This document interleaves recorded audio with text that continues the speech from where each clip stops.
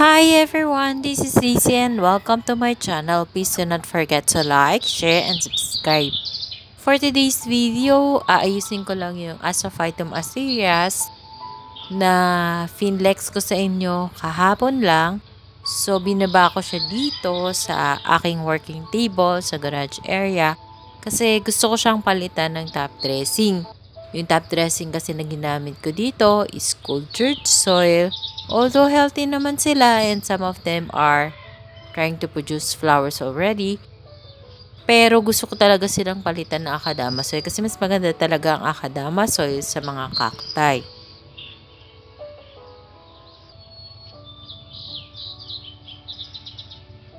So what are we going to do is we are going to remove the top dressing. As you can see, tinagilid ko lang yung pot ng Asophytum asterias or super kabuto. Nahulog na yung mga cultured soils.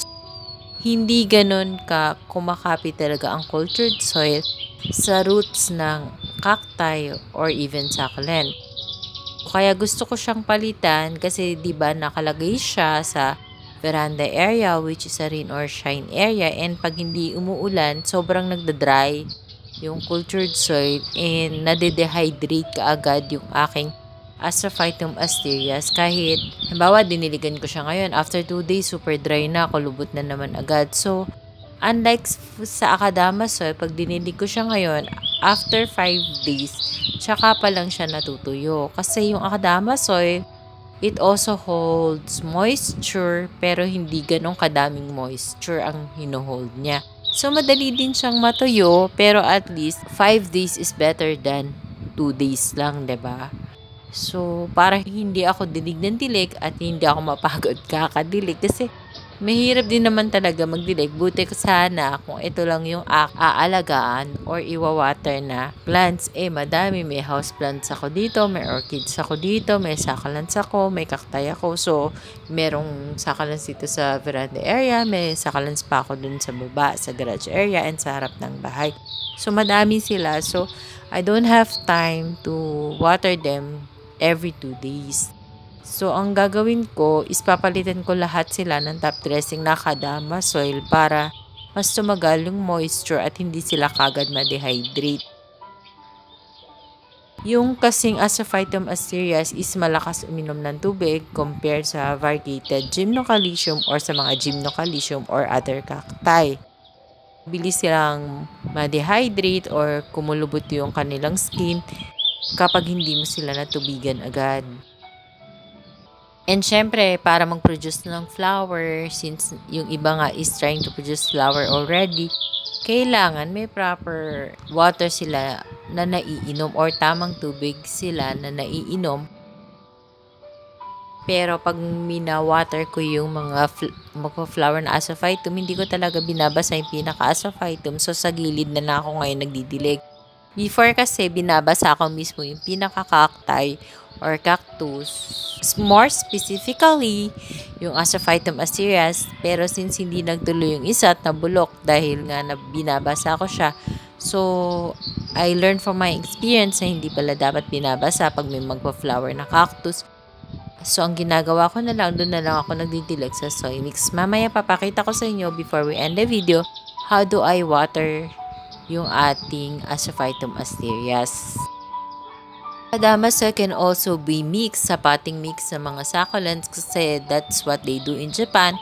Pero we should take note din na yung Akadama soil is nag-hold nga ng moisture mas matagal kesa sa mga pumice stone or cultured soil. So if you're going to add it in your potting mix for succulents, kailangan is proper ratio lang din yung gagawin mo. Kasi pag too much yung Akadama soil mo and then rainy season na, baka magka-root rot or stem rot yung mga succulents mo. So that's all we have to do in this video is that to replace the top dressing ng ating Asophytum asterias. As you can see, very healthy naman sila, and let's take a look after a month maybe kung ano nang difference after natin sila palitan ng top dressing, kung mas lalaki ba sila or mas magpuproduce ba sila ng flower. Kasi right now yung mga flower bud nila parang Ang liliit pa, natatagalan akong lumaki. Sa experience ko nga, yung aking isang black gymno na last year na ginamitan ko ng Acadamasoid. Actually, experiment ko lang yun eh. Nilagyan ko siya ng top dressing na Acadamasoid. And I was really surprised to see na nagbigay siya ng 8 flower. Siya lang ang bukod tanging cactus ko na nagbigay ng 8 flower last year. So, I was hoping na ganun din sana yung mangyari dito sa mga pinapalitan kong Asophytum asteria. So, let's observe kung ano mangyayari after natin sila palitan. Siyempre, wag naman tayo mag-expect kaagad na, bukas mag-flower na yan kagad. Hindi naman ganun. Siyempre, slowly pa makakakuha ng nutrients yung Asophytum asterias dito sa ating Acadamasoid. So, I'm planning also to change some of the potting mix ng ating mga cactuses or cacti. Gusto ko nga silang palitan ng Acadamasoid. Siguro kahit hindi naman yung whole potting mix, basta maihalo ko lang ba dun sa potting mix nila, and also maybe I would use it also as a top dressing. So, kailangan mas stable ko na maayos ko yung mga potting mix nila bago mag-rainy season. Kasi after this cold season, around February, darating na yung summer and then rainy season na naman. So, I have to prepare everything para malesen yung casualty dito sa ating garden. So, enjoy watching while I'm replacing the top dressing of this Asophytum asterias, and see you later.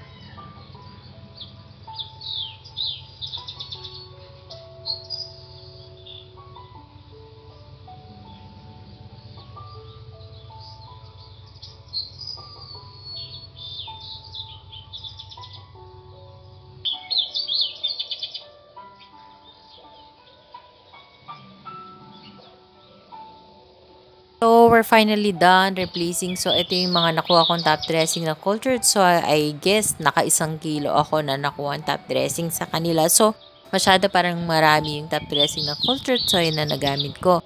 Anyway, let's start watering them. So, gilid na lang yung aking wina-water. Hindi ko na binabasa yung pinaka Asophytum asteria since malinis naman din sila to prevent na magkaroon ng rot yung ating mga flower buds. Kasi I think mga 5 silang may flower bud. Yung iba maliit, yung iba is visible na.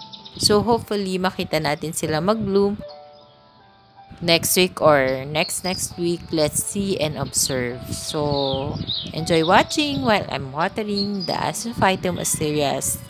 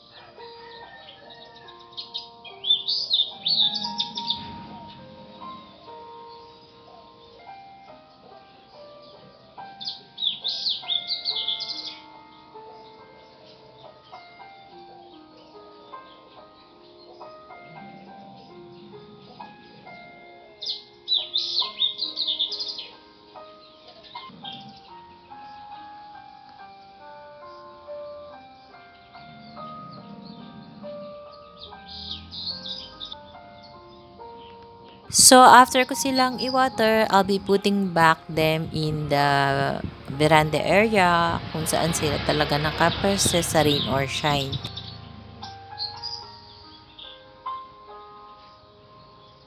So, that's all for today's video, guys. I hope you like my sharing for today.